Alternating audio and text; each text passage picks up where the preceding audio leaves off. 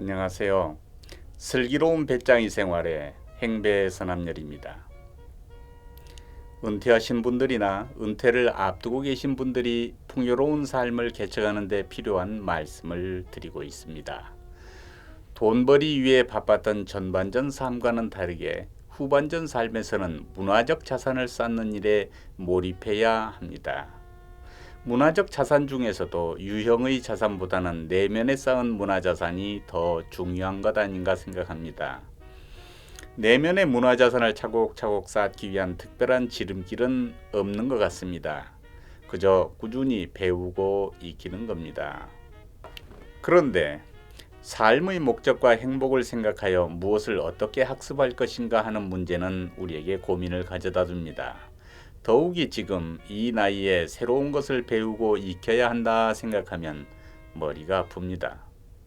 아주 젊은 시절부터 확실하게 붙든 취미가 있어 이를 꾸준히 발전시켜온 분이라면 룰루랄라 출발과 동시에 휘파람을 불겠지요.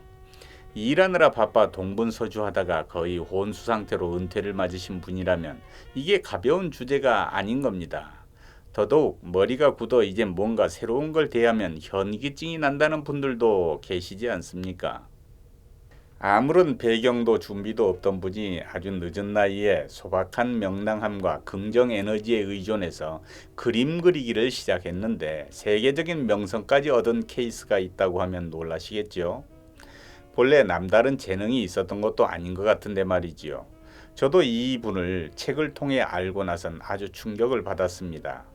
미국인이 가장 사랑하는 여성 화가 얘긴데요. 그랜드마 모지스로 불리는 모지스 할머니입니다. 매년 크리스마스 카드와 연하장에 이 화가의 그림이 어김없이 등장합니다.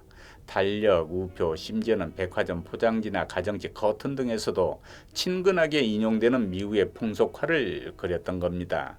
우리로 치면 김홍도, 신윤복 이런 분이라고 할까요? 평범한 사람들이 평범하게 사는 삶의 모습을 편안하게 표현한 그림들입니다. 옥션 시장에 걸리면 기본이 대개 4만 달러 내외랍니다. 경매 최고 낙찰가는 120만 달러였다고 합니다. 모지스 할머니는 이런 작품을 무려 1600여 점이나 남겼답니다. 그런데요.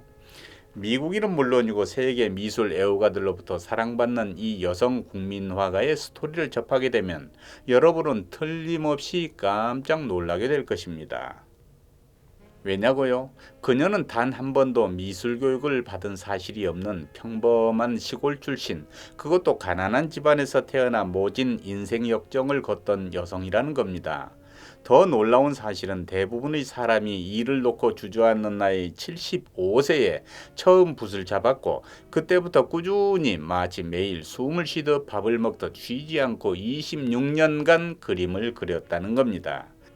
그리고 특별한 계기에 붓을 잡은 것도 아니고 그냥 다른 걸 하기 어려워서 시작한 거라고 합니다. 제가 읽은 그녀에 관한 두 권의 책에서 소개하고 있는 스토리를 아주 간략하게 소개해 드리려고 합니다. 모지스 할머니는 1860년 워싱턴 카운티의 시골 농촌 마을에서 10남매 중 셋째 맏딸로 태어났습니다. 농사꾼 어머니 밑에서 동생들 돌보고 심부름하고 바느질 배우고 때론 오빠들과 숲속을 뛰어다니며 자랐으니까 변변한 교육이란 걸 받지 못했지요. 그러다 12살 되었을 때 다른 가난한 집 여자아이들이 그랬던 것처럼 어느 부잣집 도우미로 들어가 허리에 앞치마를 머리에 흰 수건을 두르고 허드렛 일을 도맡아 하며 청소년 시절을 보냅니다. 27살이 되던 해 처지가 비슷한 청년을 만나 결혼하고 농사를 지으며 삽니다. 그녀는 버터를 만들고 감자칩을 튀겨 이웃에 팔기도 하는가 하면 집에 앉아 술을 놓기도 했습니다. 결혼을 해서 10명의 자녀를 출산했지만 키우는 중 5을 잃는 아픔을 경험하기도 합니다. 무슨 일을 하든 재미있게 하려고 노력했고 아무것도 하지 않고 지내는 것을 못 견뎌 하는 품성을 지녔던 것 같습니다. 노동으로 고단한 삶을 이어가는 평범한 아주머니였지만 얼굴엔 늘 긍정의 에너지가 넘쳤습니다. 58세에 딸 애나가 결핵에 걸렸대요. 이후 딸을 돌보며 뜨개질을 합니다. 그리고 여기서 한 걸음 나아가 털실로 술을 놓아 퀼트 그림을 만듭니다. 용돈벌이와 취미를 겸해 할머니들 하는 일로선 아주 적합한 것이라고 생각이 됩니다. 벽걸이용 그림, 소파 쿠션, 침대포, 커튼 뭐 이런 거 아니었겠나 이렇게 생각이 됩니다. 그런데 나이가 들어가면서 손에 관절염이 왔어요. 도무지 실을 바늘구멍에 끼울 수도 없고 꿰매거나 술을 놓을 수 없는 지경에 이르니 퀼트를 지속할 수 없게 되었지요. 이때 손주방에서 우연히 그림 물감과 붓을 발견했답니다. 소녀 시절에 자신이 그림을 그리고 싶어 했었다는 사실을 기억해냅니다. 아, 그림을 그려보아야겠구나.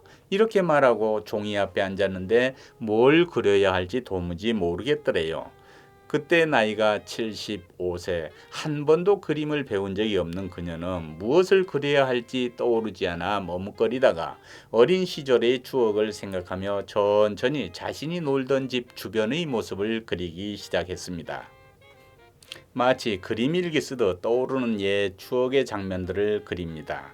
한 장, 두 장 그림을 그려 나가다 채 20장도 안 되는 그림을 들고 동네 가게로 갑니다.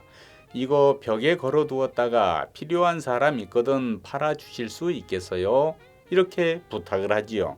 그런데 이게 웬일입니까? 시골의 한 구멍가게에 걸려있던 그녀의 그림을 지나가던 한 신사가 사갔습니다. 장당 1달러에 모두 사갔는데 이 신사는 미술품 수집가 루이스 칼드라는 사람이었습니다. 그리곤 기적이 일어납니다. 뉴욕에서 미술 전시 기획을 하던 오토 칼리어라는 사람이 이 그림들을 뉴욕의 전시관에 내놓았는데 많은 사람들의 눈길을 사로잡게 됩니다. 이를 계기로 그녀는 정식으로 전문가용 그림 물감과 붓을 사용하여 본격적으로 그림을 그리게 되었고 80세에 첫 개인전을 열게 됩니다.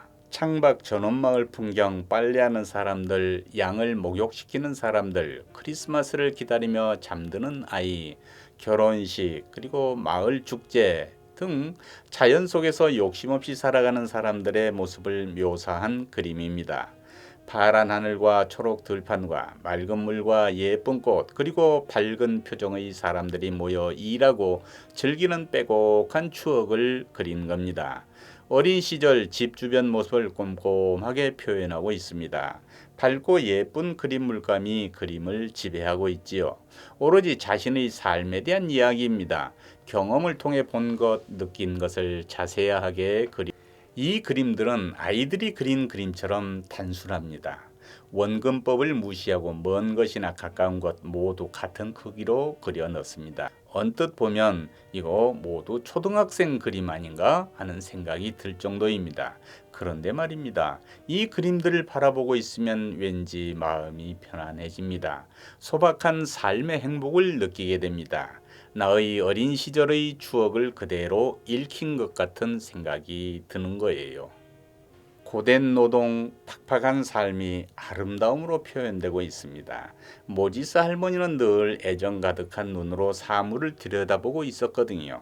그러니까 누구에게나 순수함과 사랑스러운 마음을 전합니다. 위로를 주는 겁니다. 이 그림들은 산업사회 도시의 지친 영혼들에게 휴식을 주었고 깊은 향수를 자극했던 거 아닌가 짐작됩니다. 이해되시지요? 학교 교육도 받지 못한 이분이 대중의 갈증을 간파하고 이들을 위로하는 그림을 그렸다고 보기는 어렵잖아요. 전문적인 회화 교육을 받지 않은 작가들이 그린 작품을 나이브 아트, 즉 소박파라고 부른답니다. 모지스 할머니처럼 미술 교육은커녕 학교 교육을 받지 못하고 예술을 하는 사람들이 있는데요. 이런 분들은 대개 본능에서 표출된 순수함과 즐거움을 자신의 시각으로 작품에 투영시키지요. 그냥 취미로 하는 활동이니까요. 애초부터 미술 작가가 되겠다는 생각으로 시작한 것이 전혀 아니잖아요. 샘솟는 긍정의 에너지, 순수한 마음, 자신에 대한 믿음을 바탕으로 스스로 배우고 익힌 능력을 발휘한 셈입니다. 이런 관점에서 그녀의 삶에 관심이 가서 다시 한번 쭉 살펴보니 그녀는 무슨 일을 해도 두려움이나 주저함이 없었던 것 같습니다.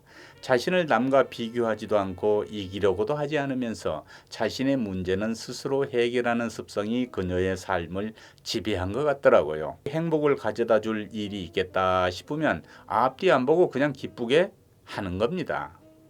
과정 하나하나를 확인해 가면서 조심하거나 잘 안 될까봐 안절부절하는 일이 없었던 거예요. 위험 부담이 있나 없나 재는 법이 없었던 거지요. 실패하더라도 상처받는 일도 없었습니다. 어떤 상황에서도 자신을 믿고 주어진 상황을 슬기롭게 극복해 나가는 힘을 자존감이라고 합니다. 언제나 한결같이 자신을 존중하는 내면의 힘을 말하는 겁니다. 내 진가를 몰라준다고 남에게 섭섭해하지도 않고 또 남이 무시한다고 상처를 받지도 않는 자기 페이스가 확실한 품성 말입니다. 모지스 할머니는 자녀 5이 죽었어도 남편을 보내도 다음 생에 다시 만날 거라며 무너지지 않았다는 거예요. 그리고 손을 움직여 할 수 있는 게 붓을 잡는 것 말고는 다른 게 없으니까 그림을 시작했지요. 그리고 만약 초기 그림을 그냥 취미 활동의 산물이라며 부끄러워하면서 다락에 처박아 두었다면 어떻게 되었을까요? 당연히 동네 가게에 갖다 걸지 않았겠지요. 80세 노인의 서툰 그림 일기라도 누군가에게 기쁨을 줄 수 있다고 믿어 무한 긍정의 마음으로 시골 그 가게에 내놓았던 겁니다. 그러니까 길 가던 루이스 칼다라는 분의 눈에 띄었던 거지요. 한 번의 삶을 살다 가면서 유형 무형의 자산을 남기고 가는 사람은 대개 새로운 일을 시작함에 있어 주저하지 않는 사람들인 것 같습니다. 내가 하는 일은 나와 주변 사람들에게 가치를 남겨줄 수 있다고 믿고 주저없이 착수하는 것이 좋다고 봅니다. 이 모지스 할머니의 감동적인 스토리를 접하고 저는 전광석화 같은 충격을 받았습니다. 그 길로 화구점으로 달려갔고 물감과 스케치북을 샀습니다. 지난 몇 년간 그림과 함께 행복감을 느끼고 있습니다. 문화적 자산이 내면에 든든하게 쌓인 분들은 옷과 장신구로 치장을 하지 않아도 늘 아름다움과 여유를 뿜습니다. 75세 나이에 새로운 분야 학습을 시작하는 것을 주저하지 않은 모지스 할머니의 삶을 생각하면 나이 탓이 참 부질없다 생각됩니다. 이런저런 걱정과 고려사항에 매여 학습에 착수하지 못하는 분들께 오늘의 결론으로 그 모지스 할머니의 말을 인용하겠습니다. 뭔가를 진심으로 꿈꾸는 사람에겐 바로 지금 이 순간이 가장 젊을 때랍니다. 시작하기에 딱 좋은 때 말이에요. 모지스 할머니 얘기였습니다. 슬기로운 배짱이 생활 얘기는 계속됩니다. 감사합니다.